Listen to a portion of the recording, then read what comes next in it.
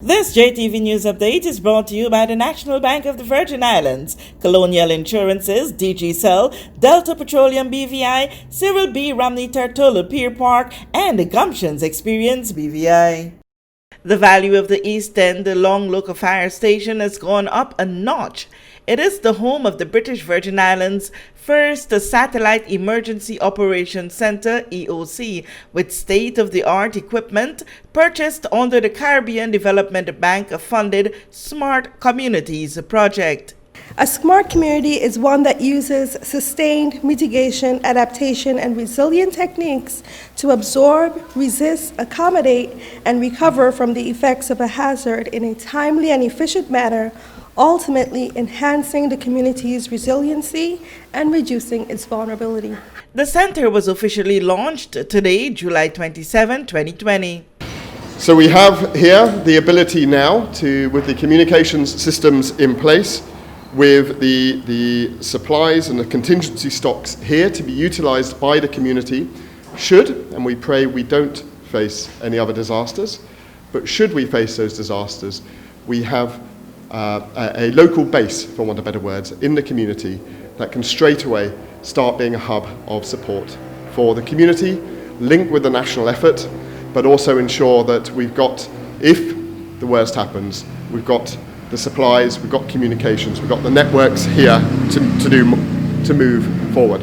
So I want to recognize the DDM for the state-of-the-art, the communication devices that they have installed, and we are getting ready and we're prepared for the hurricane season. That we're hoping most of the storms will just go by us, but we will be prepared. And again, I want to recognize the DDM for the state-of-the-art equipment.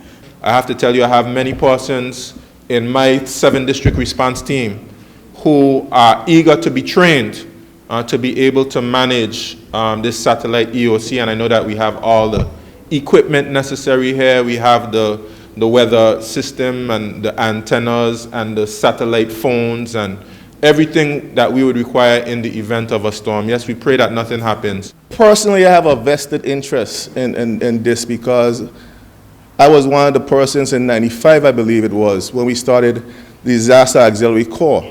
That was a part of that. We're under the leadership of Charlene W. Letsom, who is now the PS responsible for that area.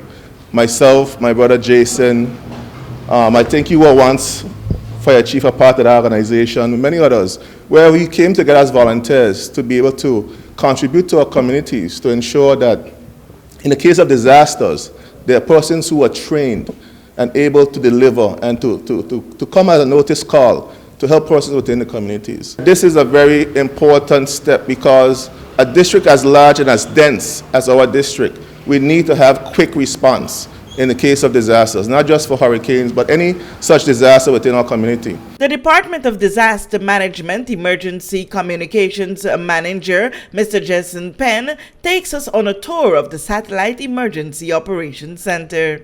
So this first radio is a high-frequency radio, typically used by amateur radio operators. Also work by 12-volt battery supply. It's mobile, you could take it anywhere. You can buy commercial-based antennas, or if you know how to design your own antenna out of cable, out of wire, once you know the frequency, you could cut your antenna to that frequency, attach it, and you can have communications across the world on this particular set. These are the VHF handheld radios, and these are just tied to the emergency communications network and allows us to communicate via repeater, and they also can communicate together line of sight. So they are on the wider government network, and they have access to different networks such as for the fire department, and installed in them as well. They have all the VHF marine channels. So in the event that there is something pertaining to marine, they have access to the channels as well. This unit here, this is just a satellite phone. Okay. And this would entail if they need to make a quick call anywhere in the world, they'll turn it on, punch your numbers in, and you have communications. This works outside. Go outside, get a clear spot of that style, and once you get your signal locked in, then you go ahead and make your call. The laptop that was also donated by also donated by the CDB, and this is tied to the weather station on the roof. So it would allow the fire officers to see in real time wind speed, rainfall, anything as such that's happening from the weather conditions outside. The weather station on the roof also collects wind speed, wind direction, barometric pressure, as well as solar radiation. We have the typical lanterns. This one has a GPS suited on the top. Typical flashlight. The two little units you see here like radio data system pages. They are connected to another system that we use to push messages out to the public. So two of them are here. They can take them. As you can see, they are battery powered, so they can walk anywhere in the community and still be able to receive these messages. We have the solar charger, and that solar charger can actually charge the satellite phone, and it has a capability of charging the handhelds as well. So that's what the solar charging unit is for. And I think over on this desk, we have another smart reader device. This is an FM radio receiver. It picks up the FM radio broadcast, and it also allows us to send emergency messages to this particular unit as well. Now, this device that you see here is a mobile FM transmitter. It works via 120 as well as a 12 volt power supply, so you can hook this up to a battery and still transmit. So what this does, there's the jacks where you can plug in. As you can see, we have the laptop that's feeding sound into it. I'll just turn it up a bit. Right?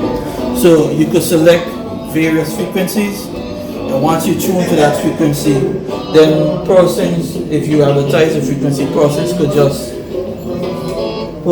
just tune into the frequency that you advertise, and they'll be able to receive information that way. We've tested a number of them, and we're able to get maybe upwards of 3 or 4 miles or beyond, depending on where you install the antenna here. The antenna is just here for testing, so persons could see what it looks like. But typically, you will put this antenna on the highest point you can with more feed line, and that entails then allows it to broadcast. The benefit of having a unit like this in the community, if the wider community, the 7 and the 8, knows what frequency is going to be used, then once they still have access to a transistor radio, or even if they get access to the car and tune to that frequency, once this is on, the EOC is activated, they can listen and receive emergency information that way as well. And on the outside, what they contributed to as well, they provided the clamps in the antennas that allow the base stations to work. I should also point out this final unit here in the corner. This was also provided through the CDB VHF base station, and this has the same frequencies like the handheld radios I was talking about earlier. They also have all the marine frequencies installed in this as well. Only difference is it has a lot more power than the handhelds, so it allows for a greater distance in terms of reach. Okay, so in a nutshell, that's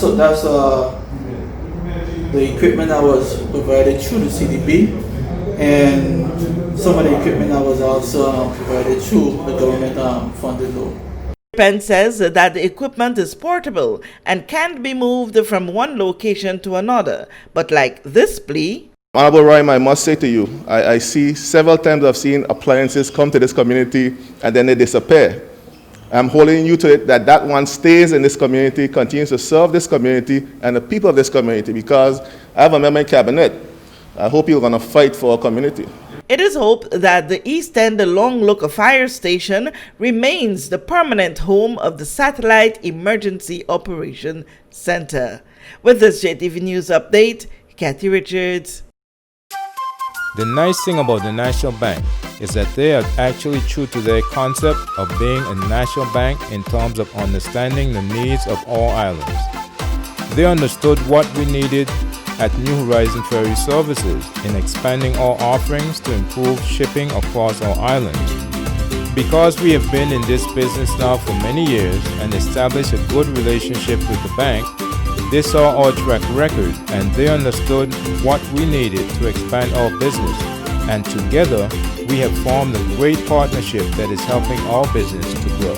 Paradise means being able to expand our business at the right time. National Bank of the Virgin Islands, the official Bank of Paradise.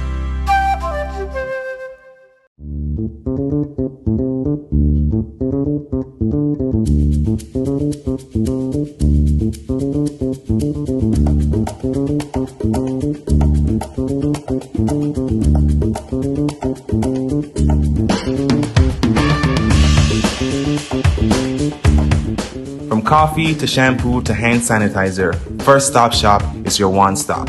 Conveniently located at the nearest Delta Petroleum gas station. Delta Petroleum, serving the Caribbean. If you're looking for extra savings and free benefits with car insurance and home insurance, Colonial has just the cover you need. There's a free $250 gift voucher for new home insurance customers too, and 10% car insurance discount if you have home insurance. With a claim service that's quick and friendly. We call it cover without added costs. Call for a quote on 494-8450 or Virgin Gorda 495-6403 or visit cgigroup.com. Colonial, where people come first. A Cut Above Hair and Beauty Salon, where style, class, and professional services match your desire. Take advantage of our special offers. Jumbo knotless braids of $90, other braids from $20 up. We're doing weaves for just $80 and the ponytails with wash $30. Get your pedicure done only for $25 and the gel polish $15, full set $40. Let's pamper you and go all so easy on your pocket at A Cut Above Hair and Beauty Salon, upstairs the Boys Gas Station, Huntamscott, Tortola. Call us today at 284-494-9500. A Cut Above